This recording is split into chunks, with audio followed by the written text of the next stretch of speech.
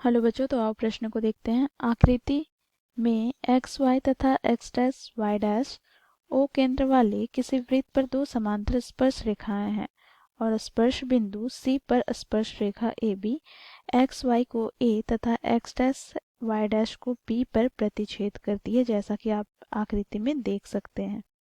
हमें यहाँ पर सिद्ध करना है त्रिभुज ए ओ पी बराबर 90 डिग्री है। तो दिए गए प्रश्न की मुख्य अवधारणा की बात करें तो बच्चों आओ यहाँ पर हम देखते हैं। देखो, हम जानते हैं यदि किसी बाह्य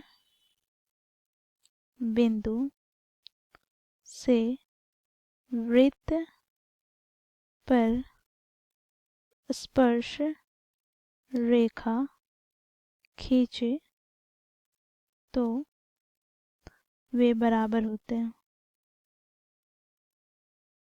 अर्थात बच्चों यहाँ पर हम ओ केंद्र वाले वृत्त के बाह्य बिंदु ए से वृत्त पर स्पर्श रेखा खींचे। यहाँ पर बच्चों बिंदु बी तथा सी स्पर्श बिंदु है। तो बच्चों देखो, स्पर्श रेखा ए बी तथा ए सी दोनों ही क्या होंगे, बराबर होंगे। ठीक है, तो यहाँ पर हम लिखेंगे स्पर्श रेखा ए बी बराबर स्पर्श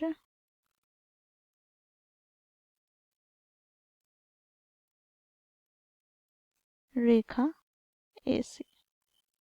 तो इस मुख्य अवधारणा की सहायता से हम दिए गए प्रश्न को सिद्ध करते हैं।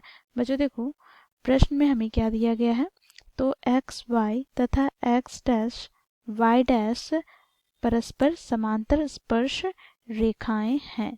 तो बच्चों यहाँ पर हमें सिद्ध क्या करना है, तो देखो कोण ए ओ बी समकोण सिद्ध करने हैं। ठीक है, अर्थात यह कोण 90 डिग्री के होने चाहिए। तो इसके लिए बच्चों आओ यहाँ पर हम क्या करेंगे, तो बिंदु ओ से सी को मिला देते हैं। ठीक है, ओ से सी को मिलाया तो यहाँ पर हम लिखेंगे रचना में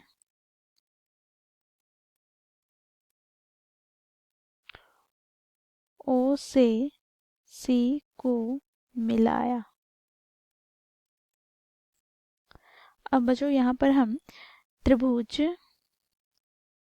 ओ पी ए तथा त्रिभुज ओ सी ए की बात करें। देखो, इन दोनों ही त्रिभुज में ये त्रिभुज और ये त्रिभुज, तो इन दोनों त्रिभुज में क्या क्या समान है, तो आओ देखते हैं। तो देखो, दोनों ही त्रिभुज में ओ ए समान है, अर्थात उभयनिष्ठ है। तो ओ ए बराबर ओ ए उभयनिष्ठ हो जाएगा। अब बच्चों देखो, यहाँ पर दोनों ही त्रिभुज में देखो ओ सी तथा ओ पी क्या है, वृत्त की त्रिज्याएं हैं। तो यहाँ पर हम लिखेंगे ओ पी बराबर ओ सी, वृत्त की त्रिज्याएं।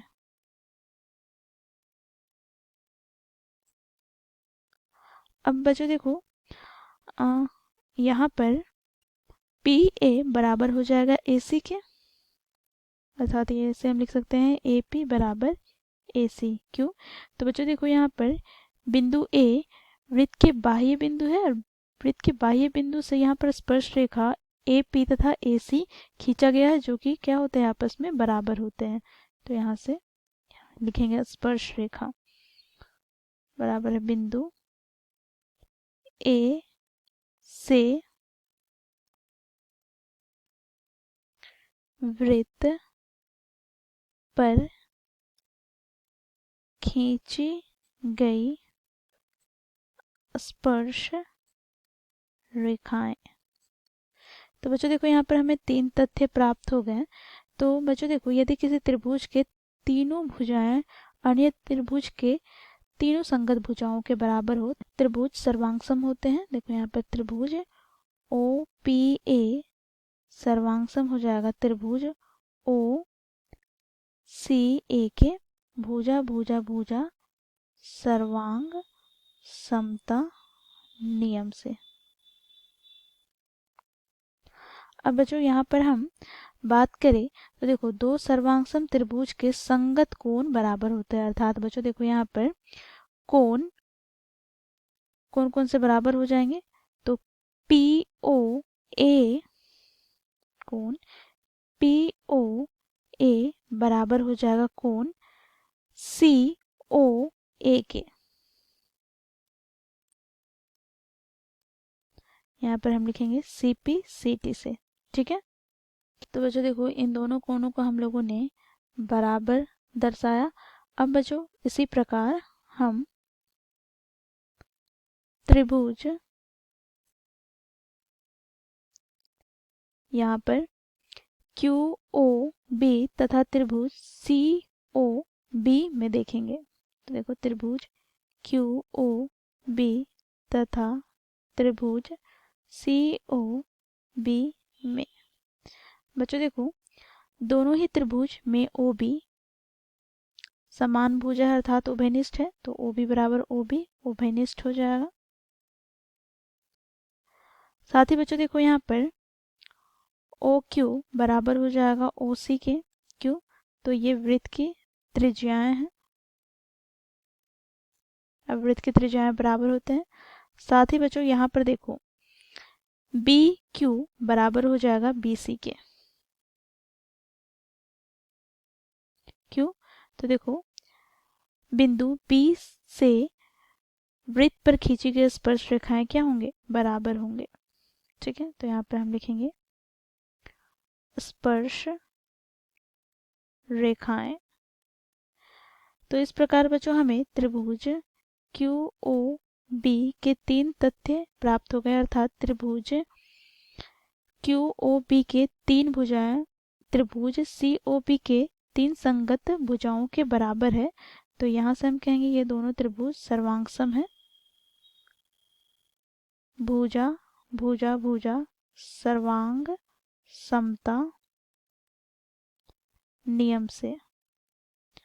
तो बच्चों देखो यदि दो त्रिभुज सर्वांगसम हो तो उनके संगत कोण बराबर होते हैं। तो यहाँ से बच्चों देखो कोण क्यू ओ बी ये वाला कोण बराबर हो जाएगा कोण सी ओ बी के अर्थात इस कोण के। ठीक है, तो यहाँ पर हम लिखेंगे इसलिए कोण क्यू ओ बी बराबर कोण सी ओ बी। ठीक है, इसे हम समीकरण 2 दे देंगे और ये जो पहला वाला याद किया था इसे हम समीकरण 1 दे देते हैं। अब बच्चों यहाँ पर हम बात करें तो देखो यहाँ पर पी क्यू वृत्त का व्यास है अर्थात यह एक सरल रेखा है। और बच्चों देखो यहाँ पर ओ ए ओ सी और ओ बी क्या है, इनके किरण है। तो यहाँ से बच्चों देखो ये सभी कोणों का योग क्या हो जाएगा, इन सभी कोणों का योग हो जाएगा 180 डिग्री के बराबर। तो यहाँ से हमें प्राप्त हो जाएगा क्योंकि पी क्यू वृत्त का व्यास अर्थात एक सरल रेखा है। तो यहाँ से बच्चों हम कोणों का योग करें अर्थात कोण पी ओ ए प्लस कोण सी ओ ए प्लस कोण यहाँ पर सी ओ बी प्लस कोण क्यू ओ बी का योग करें तो बच्चों ये प्राप्त हो जाएगा 180 डिग्री के बराबर। अब बच्चों देखो यहाँ पर क्योंकि कोण पी ओ ए बराबर है कोण सी ओ ए के, तो यहाँ पर इसके स्थान पर हम लिखेंगे कोण सी ओ ए प्लस यहाँ पर कोण सी ओ ए प्लस यहाँ पर कोण सी ओ बी प्लस कोण क्यू ओ बी के स्थान पर हम कोण सी ओ बी लिखेंगे। समीकरण 1 तथा 2 से। तो यहाँ से हमें प्राप्त क्या हो जाएगा, तो देखो 2 गुनी कोण सी ओ ए प्लस 2 गुनी कोण सी ओ बी बराबर 180 डिग्री। तो बच्चों देखो दोनों पदों से हम 2 बेनिश निकालते हैं तो यहाँ से हमें प्राप्त हो जाएगा कोण COA प्लस कोण COB बराबर 180 डिग्री। 2 से विभाजित करते हैं तो यहाँ पर 90 आ जाएगा। अब बच्चों देखो यहाँ पर कोण COA की बात करें, देखो कोण COA अर्थात यह कोण, ठीक है, और कोण COB अर्थात यह कोण, तो इन दोनों कोणों का योग करें तो बच्चों यह कोण हमें क्या प्राप्त हो जाएगा, तो यह हमें प्राप्त हो जाएगा कोण AOB के। तो इसके स्थान पर हम लिखेंगे कोण AOB बराबर प्राप्त हो गया क्या हमें 90 डिग्री। यहाँ पे लिखेंगे क्योंकि कोण AOB बराबर कोण COA प्लस कोण COB। तो इस प्रकार बच्चों हम लोगों ने मुख्य अवधारणा की सहायता से दिए गए प्रश्न को सिद्ध किया। आशा करती हूँ आप लोगों को यह प्रश्न समझ में आया होगा। धन्यवाद।